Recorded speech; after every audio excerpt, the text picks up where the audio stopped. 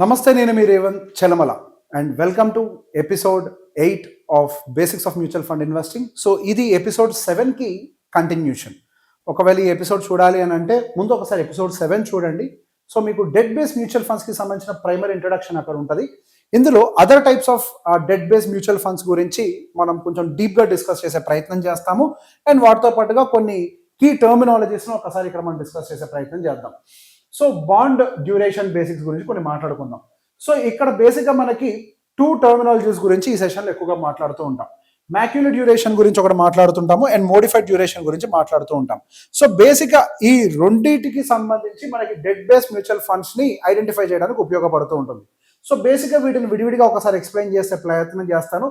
So దీని యొక్క key objective ఏంటి, మన దీని నుంచి ఏం నేర్చుకోవాలి అంటే gain a clarity and how duration effects the bond returns and risk and identify which fund suits your different investment goals. So బేసిక్గా ఈ 2 టర్మ్స్ ఏం చెప్తూ ఉంటాయి అని అంటే మీ బాండ్ యొక్క టైం డ్యూరేషన్ చెప్తూ ఉంటాయి అండ్ మీ బాండ్కి సంబంధించినటువంటి రిస్క్ ఏంటి, టైం సెన్సిటివిటీని బట్టి మీకు పెరుగుతున్నటువంటి రిస్క్లు ఏంటి, వాటి గురించి మాట్లాడుతూ ఉంటాయి. సో బాండ్ ప్రపంచం చాలా పెద్ద ప్రపంచం. ఈ బాండ్ మార్కెట్ని కొంచెం సింప్లిఫై చేసి ఎక్కువ టెక్నికల్స్లోకి వెళ్లకుండా సింపుల్గా ఎక్స్ప్లెయిన్ చేసే ప్రయత్నం చేస్తాం. సో మ్యాక్యులర్ డ్యూరేషన్ గురించి ఒకసారి మాట్లాడదాం. సో ఇక్కడ మ్యాక్యులర్ డ్యూరేషన్ గురించి గూగుల్ డెఫినేషన్ ఏం చెప్తుందో వినండి. Indicates how long it takes to recover your investment money through the coupon payments and the principal repayment. So బేసిక్గా మీరు పెట్టినటువంటి పెట్టుబడి మీకు టోటల్గా రీపేమెంట్ అవ్వడం కోసం అని చెప్పి ఎంత టైం పడుతుంది అన్న ఒక దాన్ని ఎస్టిమేట్ చేయడం కోసం యూజ్ చేసే టర్మినాలజీ ఇది. సో దీంట్లో నుంచి మనకి ఏమర్థమవుతుంది, short term duration is equals to the quicker capital recovery used by the fund managers to manage the interest rate risk. So basic ఇక్కడ ఏమవుతుంది అని అంటే మనకి షార్ట్ టర్మ్ డ్యూరేషన్ ఫండ్స్ ఉంటాయి, లాంగ్ టర్మ్ డ్యూరేషన్ ఫండ్స్ ఉంటాయి. Usually long term duration funds అనేవి మనకి time risk అనేది దానికి యాడ్ అవుతూ ఉంటుంది. ఎందుకు, ఇంట్రెస్ట్ రేట్ అనేవి ఫ్లక్చువేట్ అవుతూ ఉంటాయి అండ్ డిఫాల్ట్ రిస్క్ కూడా యూజువల్లీ పెరుగుతూ ఉంటుంది. షార్ట్ టర్మ్ డ్యూరేషన్లో పెద్దతన కంపెనీకి సంబంధించినటువంటి నెంబర్లు పెద్దగా మారవు అండ్ వాళ్ళ రిస్క్ పెద్దగా పెరగదు అండ్ ఆర్బీఐకి సంబంధించినటువంటి పెద్దతన ఇంట్రెస్ట్ రేట్ డిఫరెన్స్లు అనేవి షార్ట్ టర్మ్లో రావు. కాబట్టి బేసిక్గా యూజువల్లీ మనకి షార్ట్ టర్మ్ ఫండ్స్ అనేవి ఇంట్రెస్ట్ రేట్ రిస్క్ నుంచి అవాయిడ్ అవుతూ ఉంటాయి అండ్ క్రెడిట్ రిస్క్ నుంచి కూడా సహజంగా అవాయిడ్ అవుతూ ఉంటాయి. సో బేసిక్గా మనకి ఈ మ్యాక్యులర్ డ్యూరేషన్ అనేది ఎంత ఫాస్ట్గా మనం దీన్ని రికవర్ చేయగలుగుతామని అర్థం చేసుకోవడాన్ని మ్యాక్యులర్ డ్యూరేషన్ అంటారు. నెక్స్ట్ వచ్చేసరికి మోడిఫైడ్ డ్యూరేషన్. సో ఈ మోడిఫైడ్ డ్యూరేషన్ యొక్క గూగుల్ డెఫినేషన్ ఏంటి, measures how sensitive A bond price is to change the interest rates. So basic ఏంటి, ఫర్ ఎగ్జాంపుల్ కొన్ని bonds 7 years, 8 years, 10 years, 12 years, 15 years bonds కూడా ఉంటూ ఉంటాయి. సహజంగా ఈ బాండ్స్ లాంగ్ టర్మ్ డ్యూరేషన్లో ఉన్నప్పుడు ఆ ఇంట్రెస్ట్ రేట్ సెన్సిటివిటీ చేంజ్ అయిన దాన్ని బట్టి దాని టైం సెన్సిటివిటీ కూడా అని పిలవచ్చు. ఇంట్రెస్ట్ రేట్ మారేదాన్ని బట్టి దాని యొక్క రిస్క్ ఎంత ఉంటుంది అనే దాన్ని మనం మెజర్ చేయడానికి ఉపయోగపడుతూ ఉంటుంది. సో బేసిక్గా higher the duration higher the sensitivity. So bond యొక్క ప్రైజెస్ అనేవి హయ్యర్ డ్యూరేషన్ ఉన్నప్పుడు చాలా సెన్సిటివ్గా మూవ్ అవుతూ ఉంటాయి to the rate of changes. So సహజంగా మనకి అందుకే లాంగ్ టర్మ్ డ్యూరేషన్ బాండ్స్ అనేవి అంత ఫిట్ అవ్వవు అని చెప్పేసి మాట్లాడుతుంటారు. ఈవెన్ ఎఫ్ఐఎస్ కూడా మిడ్ టర్మ్ డ్యూరేషన్ బాండ్స్ వరకు ఎక్కువ ప్రిఫర్ చేస్తారు. Short term duration, mid term duration ఎక్కువ ప్రిఫర్ చేస్తారు. లాంగ్ టర్మ్ డ్యూరేషన్ బాండ్స్ కి అవాయిడ్ చేయడానికి గల కారణం ఏంటి అని అంటే ఇంట్రెస్ట్ రేట్ రిస్క్ అనేది సహజంగా ఇందులో ఇన్వాల్వ్ అయ్యి ఉంటుంది. అండ్ ఇక్కడికి డైరెక్ట్ గా సబ్జెక్ట్ లో దూకేద్దాం మనము, ultra short term duration funds. So basic ultra short duration funds ఏంటి అనేది ఒకసారి అర్థం చేసుకుందాం. సో మ్యూచువల్ ఫండ్స్ ఇందాక మనం మాట్లాడుకుంటున్నప్పుడు లిక్విడ్ ఫండ్స్ మాట్లాడుకున్నాం, ఓవర్ నైట్ ఫండ్స్ మాట్లాడుకున్నాం. సో దీనికోసం అని చెప్పేసి సెబీ ఒక డెఫినేషన్ క్లియర్ గా చెప్పేసింది. సో బేసిక్గా ఇవి మెచ్యూరిటీ బిట్వీన్ 3 to 6 months ఏవైతే ఉంటాయో, సో బాండ్స్ అనేవి ఇందాక ఏమనుకున్నాం, ఓవర్ నైట్ ఫండ్స్ అంటే ఓవర్ నైట్ లో మెచ్యూర్ అయ్యేటువంటి బాండ్స్ లో పెట్టుబడి పెట్టడం ఓవర్ నైట్ ఫండ్స్ అని అంటాం. లిక్విడ్ ఫండ్స్ అంటే ఏంటి, 91 days లోపల మెచ్యూర్ అయిపోయే వాటిని మనం లిక్విడ్ ఫండ్స్ అని అంటాం. Ultra short term duration funds అంటే 3 to 6 months లో మెచ్యూర్ అయ్యేటువంటి వాటిని మనం ultra short term duration funds అని అంటాం. సో బేసిక్గా వాటిల్లో కమర్షియల్ పేపర్స్ అవ్వచ్చు, ట్రెజరీ బిల్స్ అవ్వచ్చు, బాండ్స్ అవ్వచ్చు. సో సహజంగా ఏవైతే మనకి 3 నెలల నుంచి 6 నెలల లోపల మెచ్యూర్ అవుతూ ఉంటాయో సహజంగా వాటిని మనం ఆ డెఫినేషన్ తో పిలుస్తాం. సో ఈ పోర్ట్ఫోలియో అప్రోచ్ ఎలా ఉంటుందో చూడండి. Duration rule applies to the entire portfolio, not to the each bond. So average entire పోర్ట్ఫోలియోకి సంబంధించినటువంటి ఓవరాల్ పోర్ట్ఫోలియో యొక్క రూల్ అప్లై అవుతుంది, కానీ ఇండివిజువల్ ఒక్కొక్క బాండ్ దాన్ని అప్లై చేస్తూ ఫండ్ మేనేజర్ దాన్ని బ్యాలెన్స్ చేస్తూ ఉంటాడు. ఆ మెచ్యూరిటీస్ ఏవేమి దగ్గరకు వస్తున్నాయి, సో కొత్తగా ఏమైనా తీసుకోవాలా, పాత ఏమైనా ఎగ్జిట్ అవ్వాలా, ఆ మెచ్యూరిటీ అయిపోయిన తర్వాత నెక్స్ట్ 3 months to 6 months లో ఏవేమి బాండ్స్ మళ్ళీ కొత్తగా పర్చేస్ చేయాలి. సో దానికోసం కూడా ఒక డెట్ బేస్ మ్యూచువల్ ఫండ్ ప్రతి ఫండ్ హౌస్ లో ఉంటాడు. So det base mutual fund కి సంబంధించినటువంటి ఫండ్ మేనేజర్ దానికి సంబంధించినటువంటి నిర్ణయాలు తీసుకొని వాటిని యాక్టివ్గా మేనేజ్ చేసే ప్రయత్నం చేస్తూ ఉంటాడు. సో సహజంగా ఇది ఎటువంటి వాళ్ళకు ఉపయోగపడుతుంది, ultra short term duration fund అనేది సహజంగా 1 to 2 years లో ఎవరైతే వాళ్ళు డబ్బులు బయటికి తీసుకోవాలనుకుంటున్నారో అట్లాంటి వాళ్ళకి ఎక్కువగా ఉపయోగపడుతూ ఉంటుంది.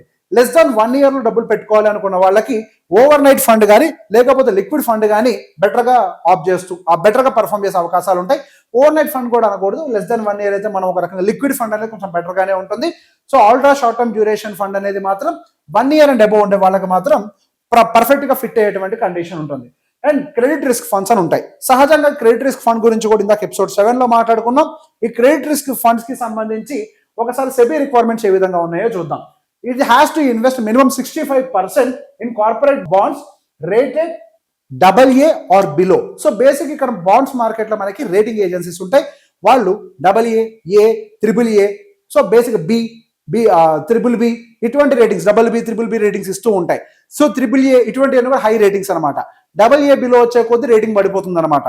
రేటింగ్ పడిపోవడం అని అంటే వాళ్ళ క్రెడిట్ వర్తినెస్ పెద్దగా లేదు అని చెప్పేసి. సహజంగా క్రెడిట్ వర్తినెస్ ఎక్కువగా లేని వాళ్ళకి ఎక్కువ ఇంట్రెస్ట్ రేట్ ఛార్జ్ చేయడం జరుగుతుంది.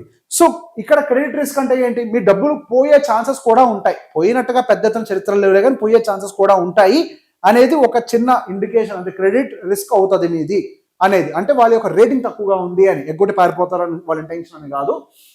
సో సహజంగా ఏంటి, హయ్యర్ రేటింగ్ అంటే ఏం మాట్లాడుకున్నాం, AAA అంటే స్ట్రాంగ్ క్రెడిట్ వర్తినెస్, అంటే వాళ్ళ సిబిల్ స్కోర్ అద్భుతంగా ఉందన్నమాట. సో AA, BB ఇట్లుంది అని అంటే high risk of default or downgrades. So ఇంకా డౌన్ గ్రేడ్ అయ్యే కొద్ది ఏమవుతుంది అని అంటే మనకి NAV వాల్యూ కూడా పడిపోతూ వస్తూ ఉంటుంది. అండ్ ఇందులో రిస్క్లు ఏంటి, క్రెడిట్ రిస్క్ ఫండ్స్ లో సహజంగా ఇవి రిటర్న్స్ కూడా కొంచెం ఎక్కువగా ఇస్తాయి. 8%, 9%, 9.5% వరకు రిటర్న్ ఇస్తూ ఉంటాయి. కాకపోతే వీటిలో రిస్క్ కూడా ఉంటుంది, హై డిఫాల్ట్ ప్రాబబిలిటీ ఉంటుంది. అండ్ NAVలో వాలటిలిటీ అనేది ఎక్కువగా ఉంటుంది కూడా ప్రాబబిలిటీ ఉంటుంది. రేటింగ్ డౌన్ గ్రేడ్ అయినప్పుడల్లా NAVలో షార్ప్ ఫాల్ రావడానికి చాలా హై ప్రాబబిలిటీస్ ఉంటాయి. సో సాధ్యమైనంత వరకు ఎవరైతే షార్ట్ డ్యూరేషన్ కోసం పెట్టుకుంటున్నారో, లేకపోతే నా క్యాపిటల్ కి ప్రొటెక్షన్ ఉండాలి అనుకుంటున్నారో వాళ్ళు ఎవరు కూడా క్రెడిట్ రిస్క్ ఫండ్స్ దగ్గర జోలికి రావద్దు.